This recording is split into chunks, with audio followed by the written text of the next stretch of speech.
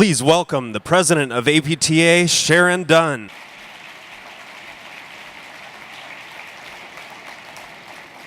Good morning. I'm APTA President Sharon Dunn, and on behalf of APTA, I want to welcome you to the 47th Annual Mary McMillan Lecture. The entire next conference is an amazing event, but there's something special about the McMillan Lecture. It puts us in contact with some of the very best in our profession, people who have something to say and who say something we need to hear. You may come away from the McMillan Lecture inspired. You may feel challenged, shocked, likely, today, or even tearful. What is for certain is that you will be moved and feel a stronger connection to our profession. As you know, delivering the McMillan Lecture is one of the highest honors APTA gives to a member. The list of past McMillan lecturers reads like a who's who of our profession. This year's lecturer is no exception. Dr. Carol B. Lewis, our 47th Mary McMillan Lecturer, is an innovative research pioneer who is focused on improving interventions for older adults. Dr. Lewis has dedicated her time and efforts to fostering a bright future for our patients and for the physical therapy profession. Dr. Lewis has demonstrated her passion and commitment to providing the best treatment for those she serves since she became a new professional in 1976. At that time, the potential for optimal aging was a foreign concept for many healthcare providers, not for Dr. Lewis. To address this issue, Dr. Lewis extended her practice and career to transform the perception of how older adults can be treated in spite of their advancing age. Carol's work, as well as her resulting achievements, have impacted education, research, and leadership. Through some 24 consultative positions she's held within the health industry, Dr. Lewis's work has not only affected patient care, but has highlighted areas of healthcare policy reform the physical therapy profession previously had been underrepresented. Through her leadership and unwavering dedication, Dr. Lewis contributes significantly to how physical therapy is being recognized on various platforms.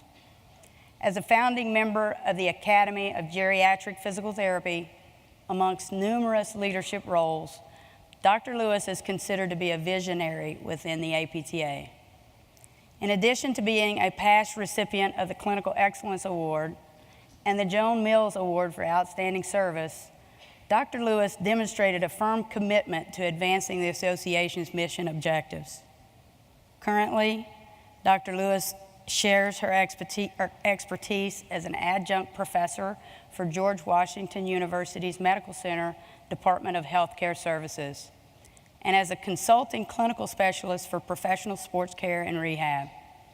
Dr. Lewis earned a doctorate in physical therapy from the MGH Institute of Health Professions, a doctorate of philosophy degree specializing in health education from the University of Maryland, a master's degree in gerontology from the University of Southern California Leonard Davis School, a master's degree in healthcare management from the University of Southern California, and a bachelor's degree in physical therapy from The Ohio State University.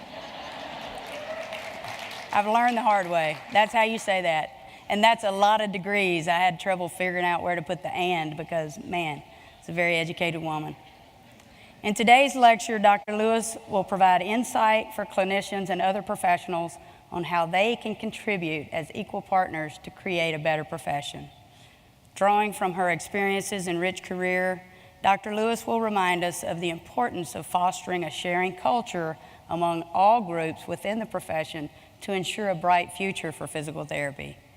Please join me in welcoming Dr. Carol B. Lewis.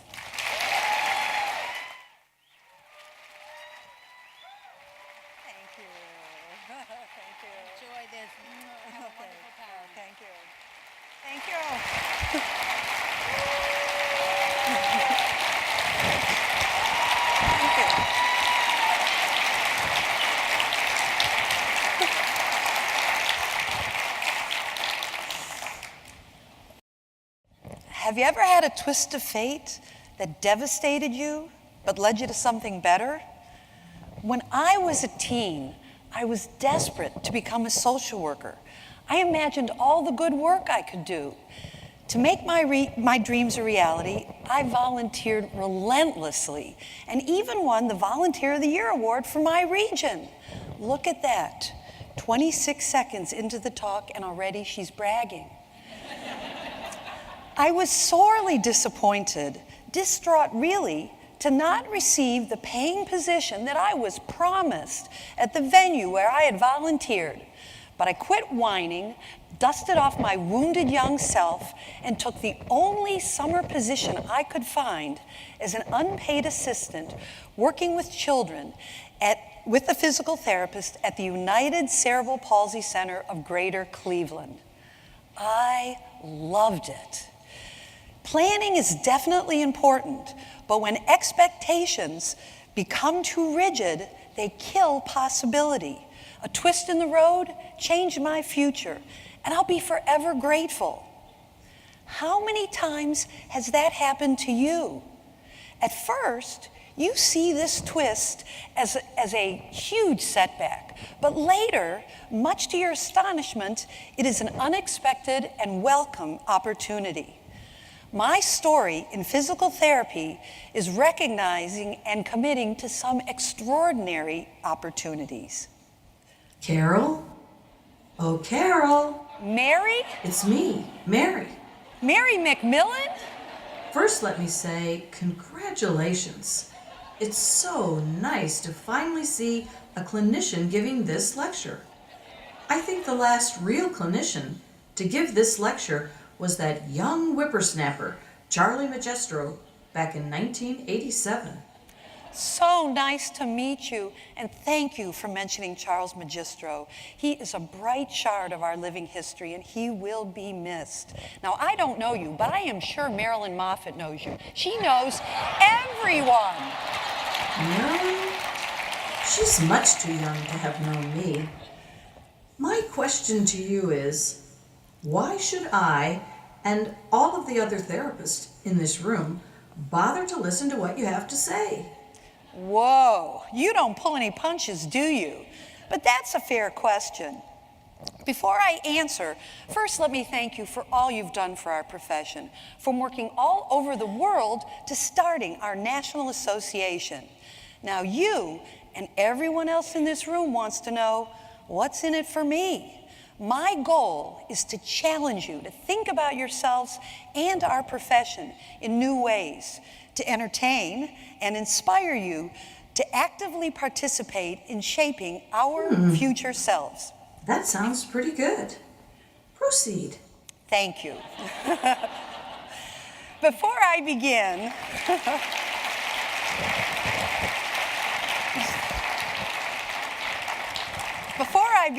I want to thank the APTA, especially the 2015 Board of Directors, for choosing me for this honor, and for the Academy of Geriatric Physical Therapy for nominating me, and for all my and an extra thanks to my dear friends and colleagues who wrote letters of support.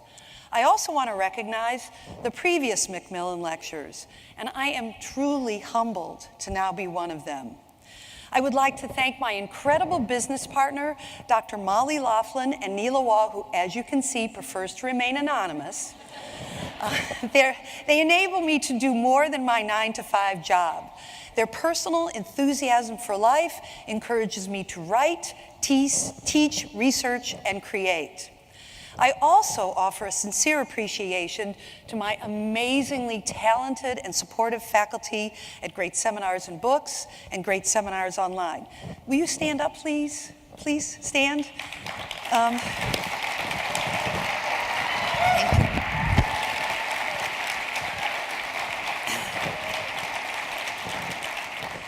To my children, Madison and Gerald, you stand up too, who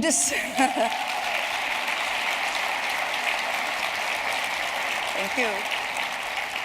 Who, despite semi-neglect, have somehow grown up to be healthy, kind, and beautiful people inside and out. You know that I love you. more than anything. To my second family of friends and colleagues of the APTA who have added so much to my personal and professional journey. To George, thank you for enriching my life and for driving at night. To Lynn Allen Colby, for seeing something in me and nurturing my professional growth while at The Ohio State University.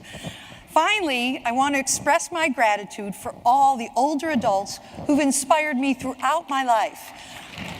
Thank you.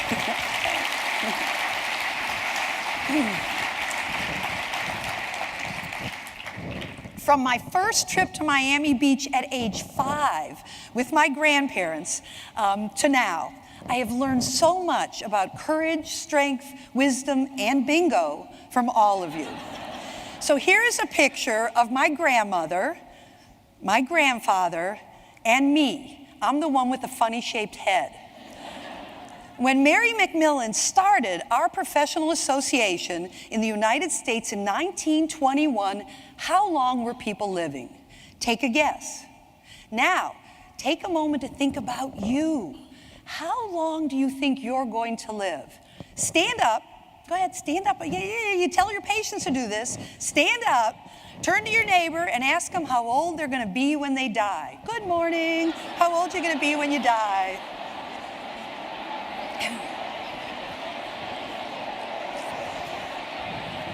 Sit down. Life expectancy in the United States in the early 1900s was 47 years. In the 1920s, at the birth of our professional association, life expectancy was 54. As you can see, we are living much longer in the 21st century. Life expectancy is increasing in the United States, not just in the United States, it's a global phenomena, and it has huge implications for healthcare in general and physical therapy in particular. The statistics are compelling, but they don't tell us what's really important to older adults.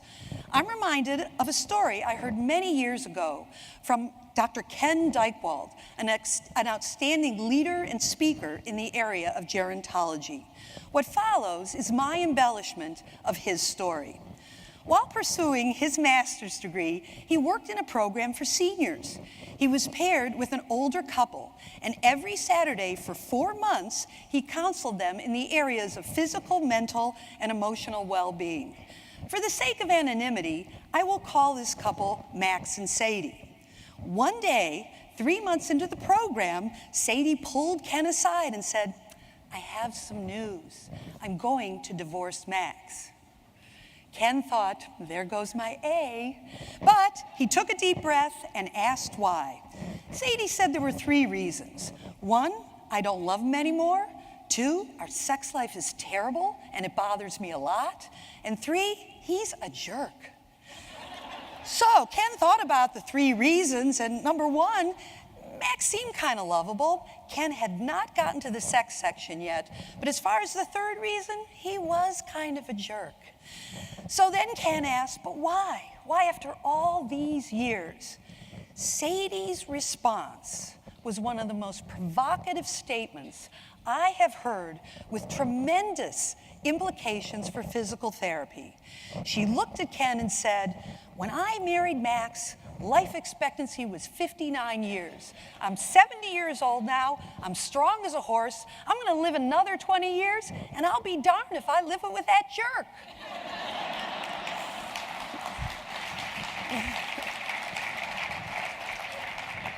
People are living longer, and they will be darned if they live with the pain in their knee or a torn rotator cuff that leaves them unable to move. When I got into physical therapy in the 70s, people weren't living as long. When someone had arthritis in their knee or hands at 60, their physicians told them to take nonsteroidals and live with it. Today, we know nonsteroidals are killing us. Think about it. Listen to those commercials. And the side effects are extreme diarrhea, incapacitating headache, loss of teeth and good looks, and death. I think the APTA should buy the first commercial at the Super Bowl, and it should look something like this. Do you struggle with joint and muscle pain, weakness, falling, not keeping up? Try physical therapy for a program designed just for you. With physical therapy, return to your former or even better self. And the side effects are none.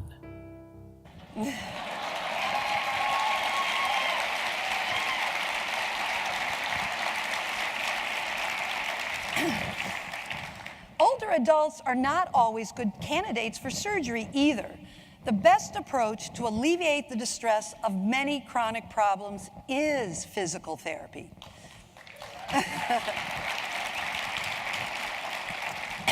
I have a question for you. What percentage of physical therapy patient care time do you think is spent with patients over the age of 65? I'm going to have you raise your hands. 0, you want to turn the lights on? 0 to 24%, 25 to 49%, 50 to 74%, and 75 to 100%. As you can see, you didn't do badly. As you can see, the percentage of therapists working with older adults is above 50% in most settings. This statistic is from 2006. Because of the steady increase in life expectancy in the last few decades, these numbers would probably be even more dramatic today.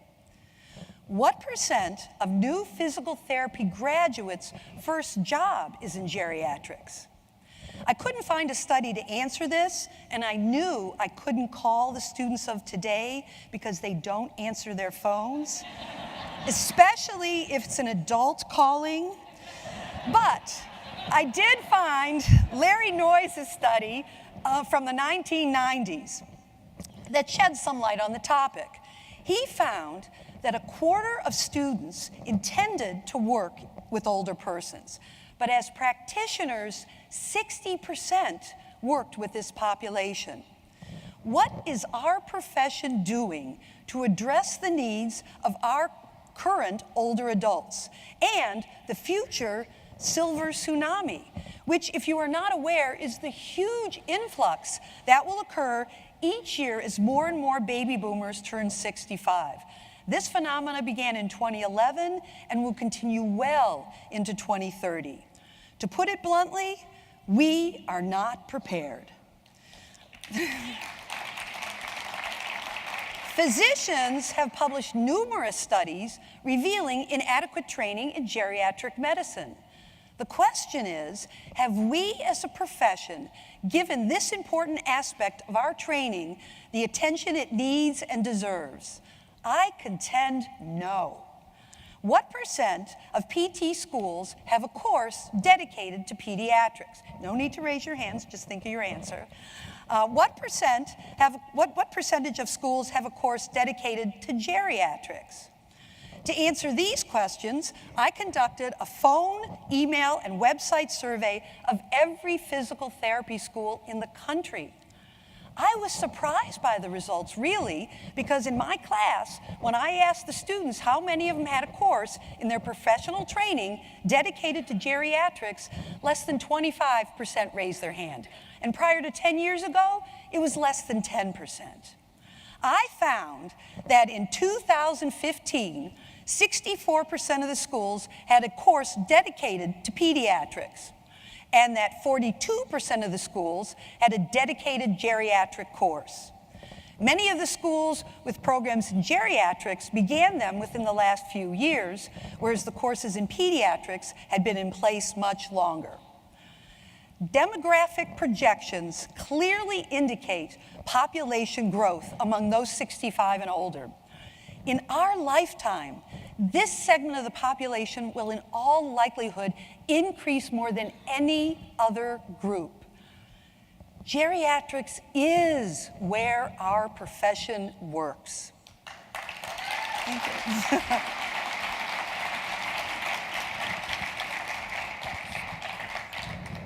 Yet we are not adequately training our therapists to work with this population. One possible reason we see so few courses in our curriculums dedicated to geriatrics and given the same amount of time as courses in pediatrics could be that care for this group, physical therapy for this group, is believed to be ineffective. Does physical therapy make a difference in outcomes for older persons? Obviously, if physical therapy for this population is not beneficial, then there's no reason to teach it in schools or after graduation or to even give this care to the older population. What does research tell us about the effectiveness of physical therapy for older adults? Countless studies have come out in the field of geriatrics in the last 2 decades that clearly demonstrate the benefits of physical therapy. I'm a data person myself, and I'm pleased to share with you the results of these studies. As early as 1994, Dr. Mary Tinetti published one of my favorites, demonstrating that physical therapy decreased the cost of medical care. The main component of Dr. Tinetti's study was physical therapy. The program resulted in a significant reduction in the risk of falling among older adults in the community and a cost savings of $1,947 per person. The experimental group received more care, but saved money overall because the control group fell and was injured at a much higher rate. There was a dramatic increase in the cost of care for the control patients and a dramatic decrease in the quality of life. We are cost savers in the healthcare system, and we need to publicize this.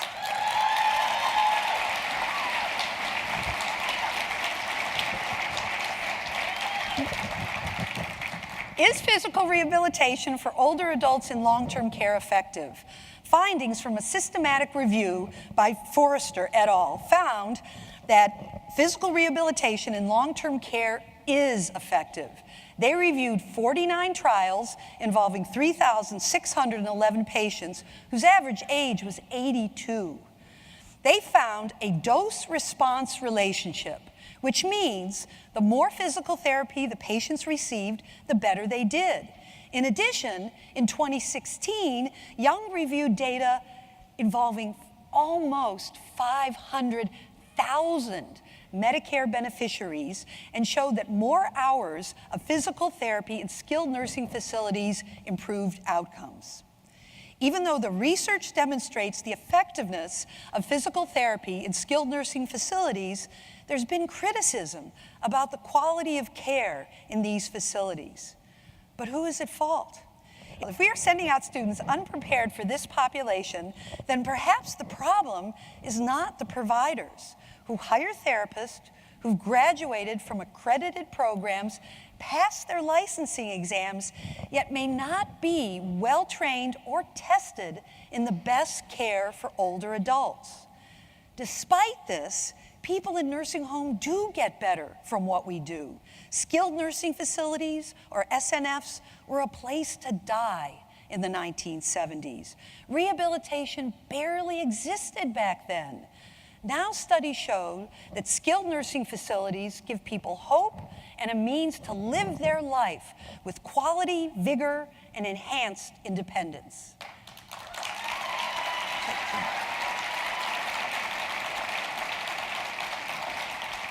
I'd like you to think about how you want to live your life. Would you like to be sitting around in a nursing home with mauve pillows and a loud TV in the background? Or would you rather be an independent, active older person, traveling around the world, a community leader, a grandparent who can sit on the floor with your grandchildren because of physical therapy?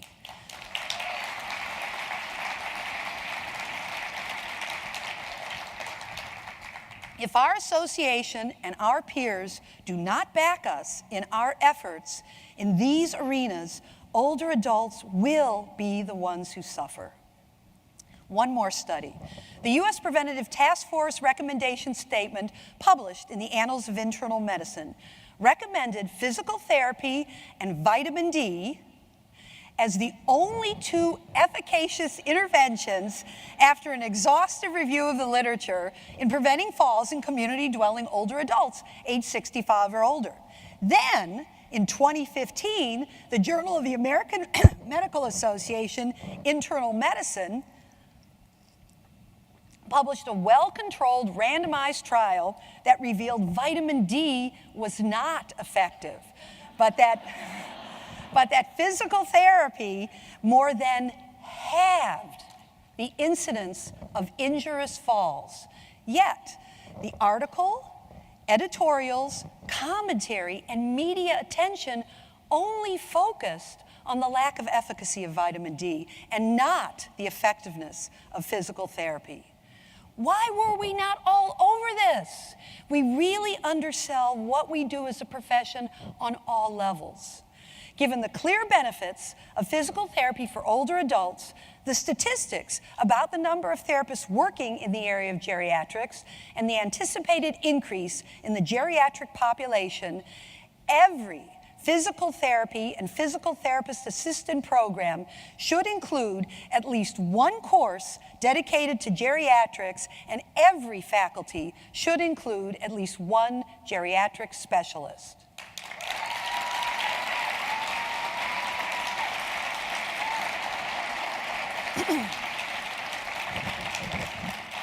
Our schools need to graduate clinicians who are prepared to do what many, if not most of them, will be expected to do, and I hope want to do.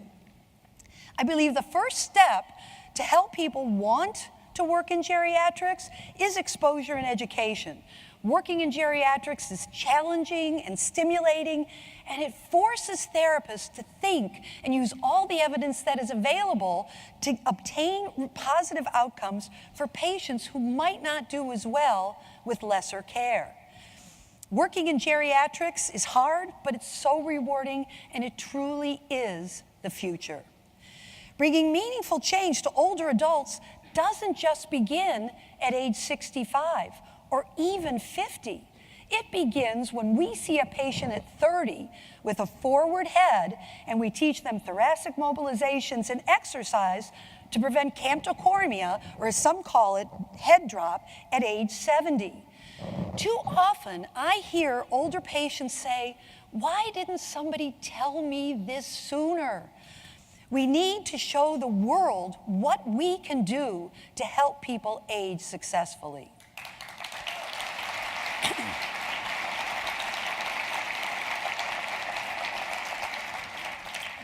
Imagine what you will be like at 90. Take a second, okay? Did you see yourself tired and sedentary? Or did you see someone like Grandma Moses, Janet Travell, or Florence Kendall? Each of these women lived vibrant, meaningful lives well into their 90s. Grandma Moses painted her first picture at 91 and her most famous picture, Rainbow, at 101 years old. I will never forget seeing Florence Kendall dancing at the Foundation dinner dance at age 90. I had the honor of knowing and working with Dr. Janet Travell, John Kennedy's physician and author of multiple texts on myofascial trigger points. She sent my office so many patients that one of my colleagues said, "Let's take her to dinner." She was 93 at the time. Before the food arrived, she taught us an examination technique that I still use today. Even though they tend not to live as long as women, I don't want to leave out men. So what do you think about those stones? That's for you, Stephen. Mick Jagger is 72 years old and runs around the stage like a 16-year-old. Aging isn't just about them, and as much as we might try to postpone or deny it, we are all aging. We need to take action now to ensure that we age successfully. What are the attributes of a successful ager? In 2014, Wang published an insightful article, "The Well-Being of Community-Dwelling Centenarians." He found that a positive attitude was crucial to success, and that most of the successful centenarians retired at very old ages and perceived their work as most important to their life histories. Do you see your work in physical therapy as a crucial piece of your life history? Does our profession give us that warm, inner, sustained glow that makes it as important as other parts of our lives? If you want to be happy now and a successful ager, it should. Physical therapy is a wonderful profession. And if you don't believe that, you need to explore why. What gives you that glow? Think about it for a second. What gives you that glow? For me, it's seeing patients surpass expectations. One of my most difficult patients was also one of my most rewarding. Her physician called me and said, "Schedule extra time for your first visit." And when her husband followed her in with a shopping cart of charts and articles, I knew why. With a great deal of work, and much to the amazement of her referring physician, she progressed from being wheelchair-bound to performing as an ice skater at age 70. I was proud to help, thanks. I was proud to help this woman achieve her goals, but the memory that I hold closest to my heart is that of a brilliant, creative, and charming gentleman who could find humor in any situation, even rehabilitation. I worked with him after his stroke until he was walking safely and able to finish his last book. Several years later, I got a call from his family, and they told me he had come home from hospice care. And they asked, and they didn't think he had much time left to live, and wondered if I wanted to come over and visit. As I drove to his house, I called my sister, my anchor, and I told her how sad I was that this might be the last time I would see this awe-inspiring person, and that he might not even know me. I arrived and was told he had been pretty much not very responsive for the whole day. I crept into his room with trepidation. His now delicate body blended into the bed sheets. This was so different from the robust, comical icon I knew from a few years ago. I sat on the edge of the bed and I began talking to him. Within minutes, he became lucid. He sat up, took my hand, and said, "I love you." And then he laid back down peacefully. He died 2 days later. And I got into my car with tears streaming down my face as I called my sister, relaying the details of my visit. My sister, not to miss a beat, said, "Are you sure he knew it was you?"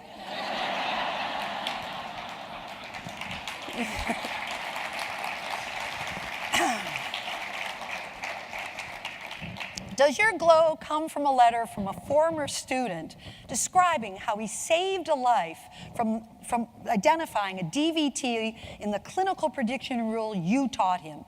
Or doing an SI mode that helped a woman walk off a hospital bed in the ER pain-free? Is it finding a new way to keep a good clinic running, or rewarding an employee who has excelled? Or finding significance in a study you know will change the practice of our profession? These are just a few of the moments that make physical therapy a crucial part of our lives. We need to embrace these feelings, take them in, share them with others.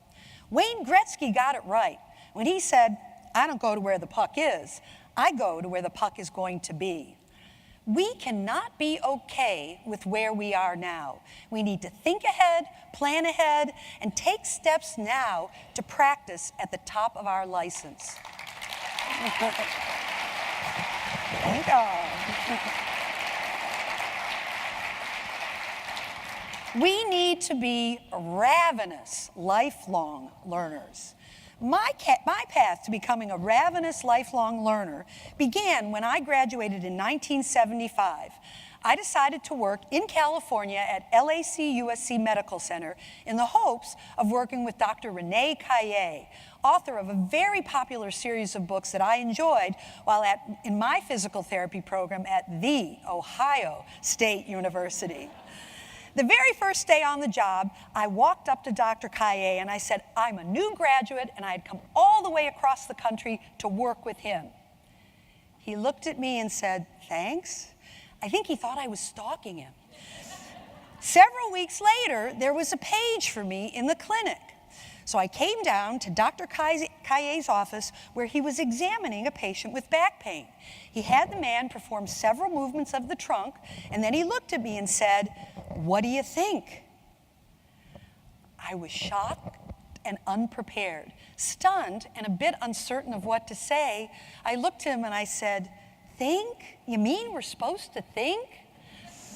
After we got done chuckling, he took me through the evaluation, and it was a memorable learning experience.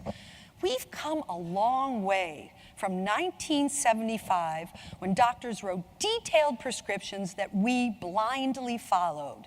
Therapists today would not be caught off guard when asked to think through a patient's problem.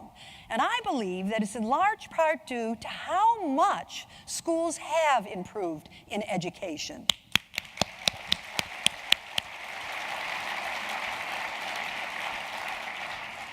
Physical therapy schools are engaged in continuous improvement. This is the kind of tablet that I used when I was in school. This is the kind of tablet that students use today. The tablets students use today are powerful tools that are changing the nature of education. I have been so impressed with the ability of this technology to engage students and increase learning that my latest gerontological textbook will be published exclusively as an ebook, which, with one click, will allow students to understand content on a deeper level through demonstrations, interviews, and access to research summaries that indicate and reveal the strength of evidence behind the information given. You can even click on the picture of this patient or an author's name and get their stories. I look forward to the day when these new technologies make it no longer acceptable to base clinical practice on textbook proclamations that do not address the level of confidence supported by available research.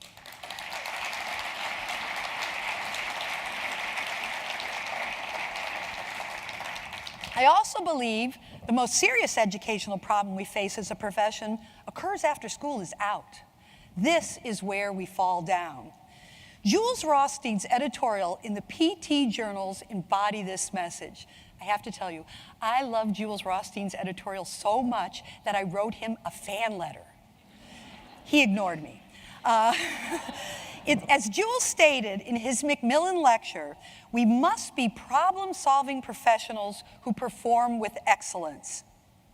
Substandard care will destroy our profession. But where does this inferior care come from? Some have postulated that it is the schools. I say it is ubiquitous and omnipresent, waiting to steal our ethics at a tired or human moment until one act becomes a litany of behaviors without recourse. In other words, we graduate students at a high level, and then possibly due to the pressures of the job or financial disincentives, the quality that was evident at graduation slowly slips into substandard care that is accepted at some level. When I started working as a physical therapist, the evidence for what we did really was almost non-existent. Now there are so many studies, it's hard to keep up. What are your favorite sources of evidence? Turn to your neighbor, don't stand up. Turn to your neighbor and ask them their favorite source for reputable evidence. Go ahead, just take a second. All right. One source, 10 would be better. All right, 10, one source, 10 would be better, but if you're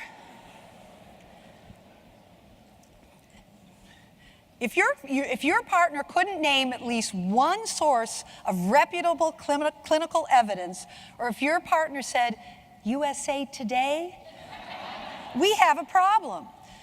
Physical therapy is changing rapidly. Those who do not keep current with research-based evidence drag down the entire profession.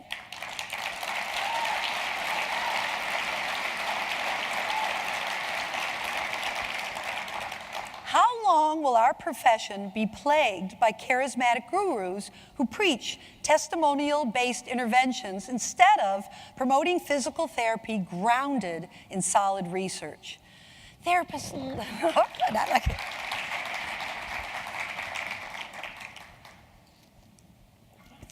love learning new techniques, but in their eagerness to help their patients, they are sometimes too trusting, not discerning enough regarding the evidence supporting those techniques. I believe we have worked hard to get away from this kind of thinking, but I still see continuing education programs that frighten me. I recently witnessed a course in which the instructor told his audience that exercise was bad for all older adults. This was only 2 years ago. He quoted 2 obscure research studies to support his opinion. This is appalling. Yet I see online courses worth 10 credits that are no more than a homework paper from an undergraduate. 10 credits of what? Or my favorite, cheap CEUs. We want to be valued, yet we stay current professionally by getting the cheapest CEUs we can.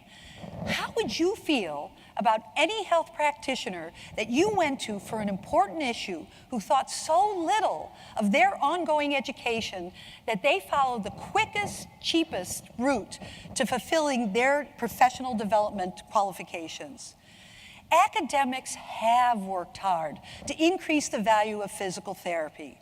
But do our educators teach students the value of ongoing, meaningful education after graduation? When patients graduate from rehabilitation, every good therapist tells their patients they must continue to exercise for the rest of their lives. When therapists graduate, their time in school is over, but it is incumbent upon them to learn for the rest of their lives. What happens when these students leave the schools? I think we would all agree this is where the bad clinician can thrive. But what are we doing to make this better? If we allow courses to be approved that are based on bad information, we will have bad clinicians.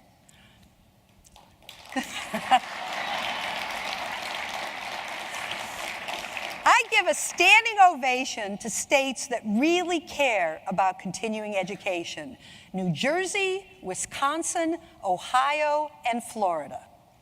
Thank you. Help me thank them. One sec. Even though my great seminars companies dread all the work in your application process, we respect your emphasis on quality. I also feel strongly that the accreditation process should not reside with any one organization, and certainly not ones that deliver continuing education, as this conflict of interest could compromise the quality that must be vigilantly monitored by entities without financial interest. We need to be sure that our therapists are continuing to learn, even the master clinicians. A true master clinician knows that he or she does not know it all and is always open to new educational experience. For example, some therapists in outpatient offices treat a large number of older adults, but don't take the time to learn important considerations in evidence-based interventions for older adults and may not be giving effective care to this population. I have sat next to too many older adults on airplanes, heard by well-meaning but ill-informed therapists who haven't taken the time to improve their skills in geriatrics. Take continuing education related to what you do, and don't take every continuing education course from the same person or even the same company. Mix it up. learn something new. Welcome the change that new evidence-based ideas bring.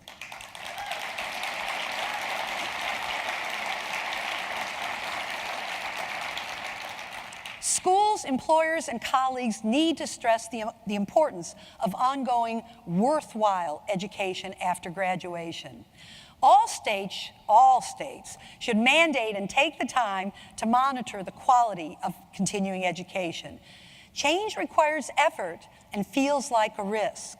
Yet, if you risk nothing, you risk everything. Lastly, I want to talk about the future of physical therapy. As George Burns said, I look to the future because that's where I'm going to spend the rest of my life. The APTA tagline begins with the word, move forward. That's exactly what we need to do. The healthcare system is broken, and without our input, it will not be properly fixed. It is unfortunate that the system we live in was designed by 50-year-old men in business suits and not 87-year-old women in walk-up apartments. You can get 911 to respond in 5 minutes or less if you have a heart attack, almost anywhere in this country, which is fantastic. But will physical therapy be paid enough to work on someone with osteoarthritis so that he or she can get up the stairs independently? The core of our profession and our professional organization is clinical practice. Yet sometimes I think, in the midst of addressing the needs of researchers, administrators, and educators, it's too easy to lose touch with the day-to-day reality of the clinician. Thus, I recommend that APTA establish a clinical enhancement committee, ongoing, to enhance the ways that we nurture, recognize, and involve more clinicians in meaningful ways.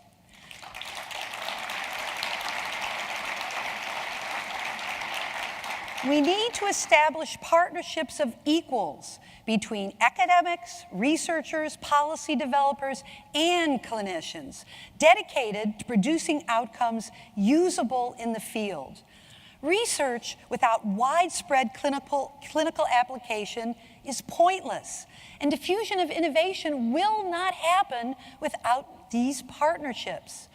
All too often, researchers view clinicians with condescension, and clinicians feel as though researchers are preaching to them and out of touch with life in the trenches. Yes, we would all love the option of spending 3 hours conducting thorough examinations and interventions that include flawless, extensive documentation of all the information we know is important, but we don't get paid for doing that. Help us get paid, and then we will listen.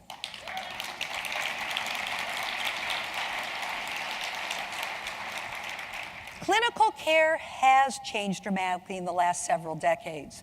The efficacious tools available to us back then pretty much included goniometers and our hands. Today, physical therapists should be using the plethora of professional tools currently available, not just the ones they learned about in school. One area that comes to mind is functional assessment. I published a compilation of functional tools in 1989, and many of the early adopters bought the book. Unfortunately, few ended up actually using functional tools in their practice. It was not until 2013 when CMS mandated the use of functional tools as part of functional limitation reporting that physical therapists actually made this part of their arsenal. Functional examination and intervention is what we do. Why did it take a CMS regulation to get everybody on the bandwagon? That's embarrassing. Let me give you another example. Strength and exercise are not only interventions, they're a diagnostic. Studies have shown that X-rays are less indicative of functional decline than a dynamometry muscle test. I contend that every physical therapist should be using dynamometry to accurately measure strength and function and to demonstrate incremental change. Dynamometry examinations should be performed annually, just like your dentist visit, or when a person notices a problem. What could be more eye-opening to a therapist and motivating to an individual than to administer a test that clearly demonstrates below average strength of a muscle group compared to the norms for that age group? Dynamometry identifies a problem early that can be fixed non-invasively. This examination tool has been around for decades, yet most clinicians and even some researchers do not use it. How can we say we are experts in this area if we don't use the state-of-the-art technology?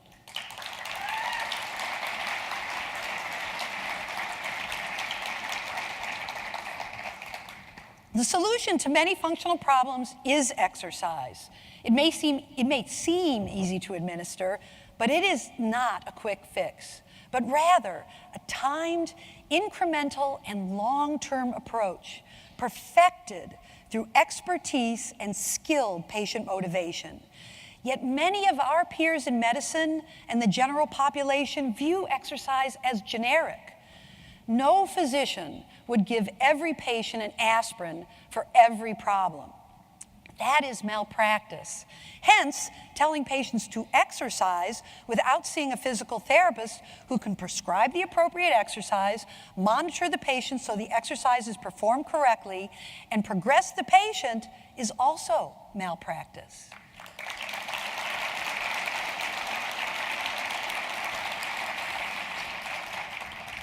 We have to sell this concept every time we see a medical peer or the media.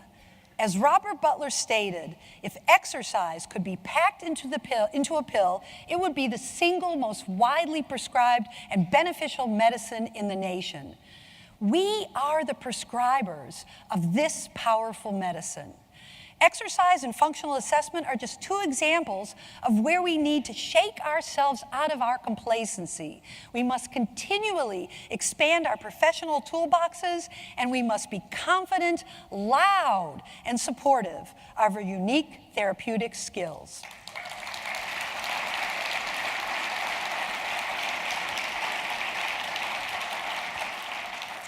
So, to summarize, and Miss McMillan, were you paying attention?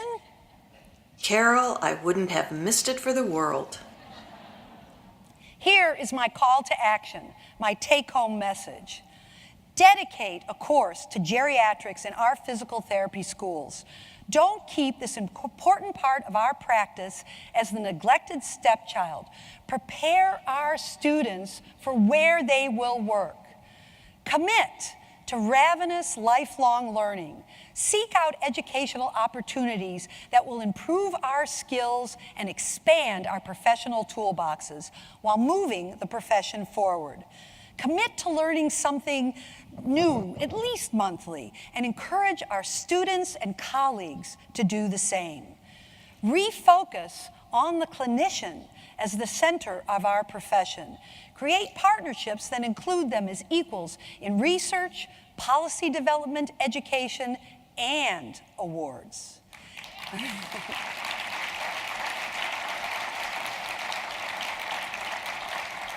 Embrace the unprecedented professional and personal opportunities presented by our aging population. I put to you the proposition that ageism is prejudice against not just our current patients, but our future selves. Age acceptance recognizes that one can be active, curious, and a full participant in life until the very end. On this concluding note, let me invite you to move forward for a bright future self. Thank you. Thank you.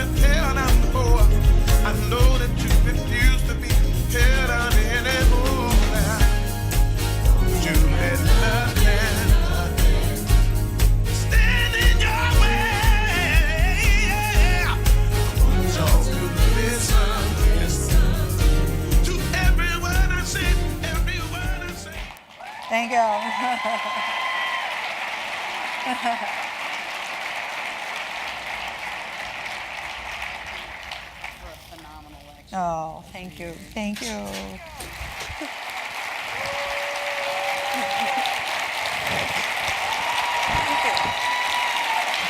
Wonderful job. Thank all of you. Thank you so much. Thanks. Thank you. Thank you. Thank you.